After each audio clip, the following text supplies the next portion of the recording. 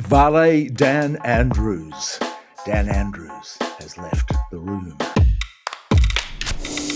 When Dan Andrews was selling hot dogs back in the Tunnel nightclub in 1993, the Herald Sun was the most dominant daily newspaper in Australia.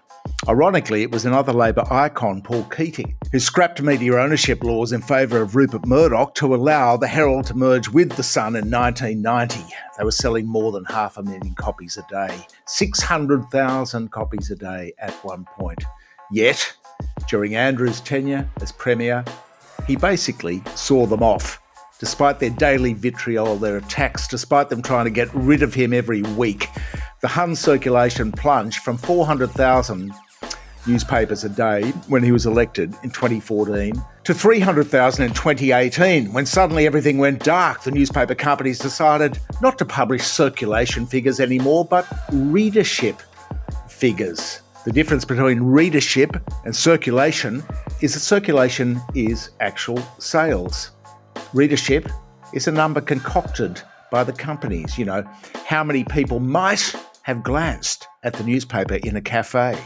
It's a confection. Despite routine stories claiming Herald Sun readership surges, the most recent indication of actual sales, because I don't know who pays for it behind the paywall, maybe some AFL fans, the most recent indication of actual sales was buried in News Corp filing with the SEC, 146,026 subscribers across both print and digital products a couple of years ago. So it's all over, bar the shouting. Yet their infrastructure of influence and political weight pushing around remains. The other point is that the rest of the mainstream media, the ABC and Talkback Radio, still take notice of what the Murdoch rags have to say. And so we have a schism, a split between social media and traditional media. On social media, of course, there was the other extreme, the complete adulation of Dan and uncritical coverage and commentary in everything he did, which is not right either, but that was created by the vitriol of the mainstream media and their daily attacks on Dan Andrews. But Dan Andrews not only ignored them, he belittled them at doorstops for their putrid one-sided reporting, for their agendas, and he went straight to social media, to the people. And it's true that the recently departed WA Premier Mark McGowan was more popular at the polls, routinely rating 80% in popularity versus, say, 60s for Dan Andrews. That was in a smaller town. And that was with the blessing of the dominant Perth media baron Kerry Stokes. McGowan did it with Stokes.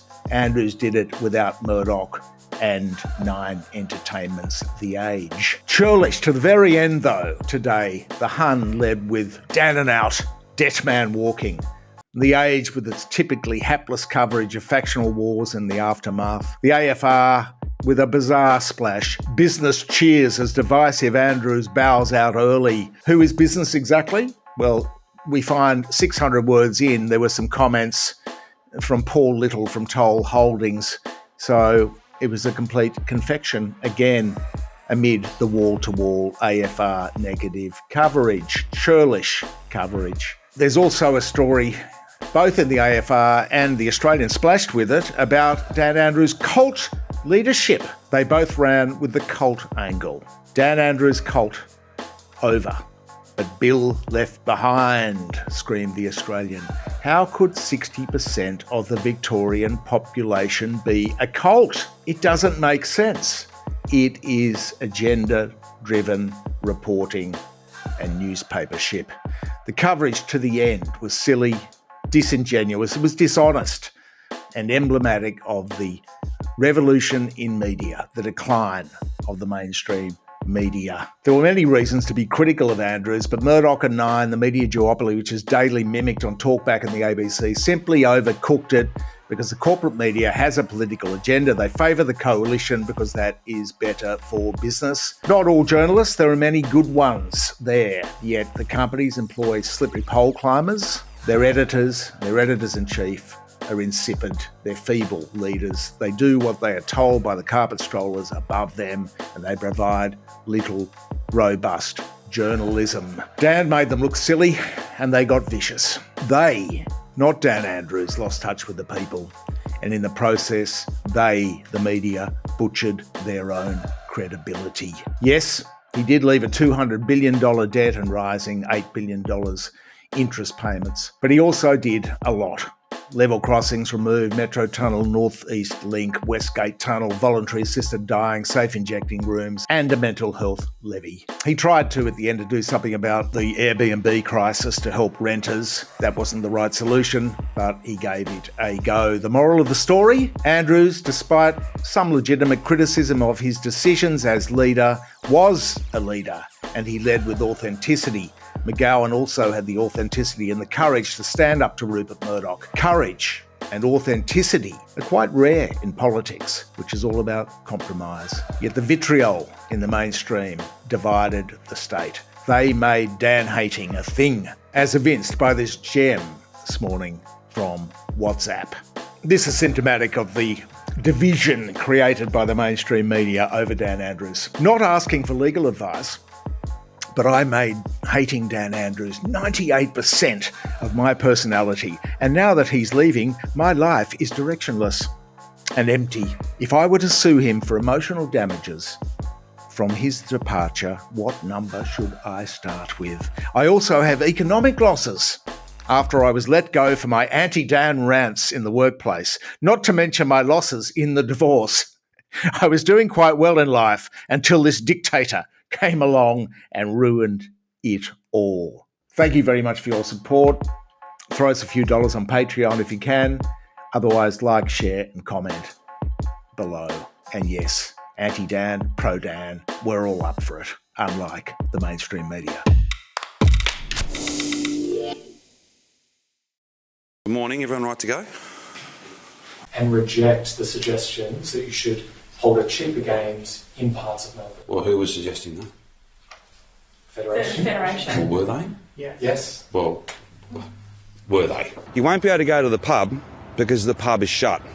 That doesn't mean you can have all your mates round to home and get on the beers. That's not appropriate. It's not essential, it's not needed, and all it will do is spread the virus. I confirm that what you're saying is that we can finally get back on the beers? I don't know that I'll be drinking a beer tonight. I might go a little higher up the shelf. I don't have any response to that.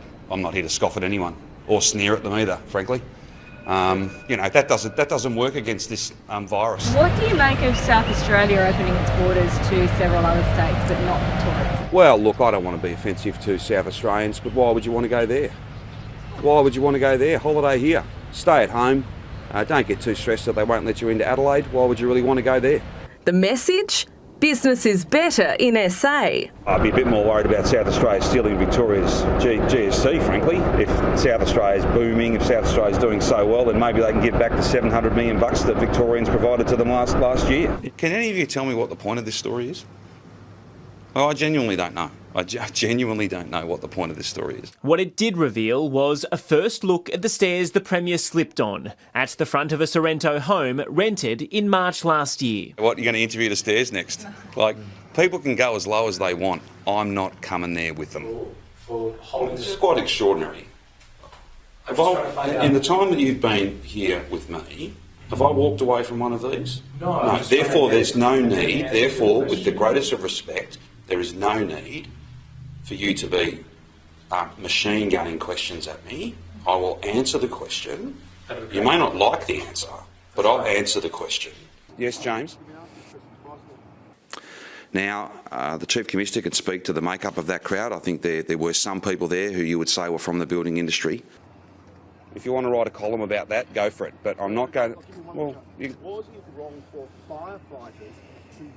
that swing against Labor didn't translate into any lost seats. I did not get on the beers, but many others did, which I thoroughly endorse because we're back. Well, I can sit here all day if you like, James. You've got a clear objective and we're going to have... He's not a leader, he's just a Liberal. Well, I've answered your question. Are there any other questions? Who do you think is more indecisive, AFL umpires or Australian politicians? Oh, that's a tough call. It's a tough call. We'll probably get about as much abuse. The Greens have stopped the building of more housing units than they've ever built. They've blocked more housing than they've built. And I'm not here to take lectures from the Green political party who build nothing. They're all about commentary. You know, you can't live in their piety. You can't live in their purity. You can't, you know, their words don't put roofs over anyone's heads. Their politics is all about themselves. You see, an issue only matters if they get credit for fixing it. Well, that'd be pretty hard when you fix nothing. You've never fixed a thing, ever.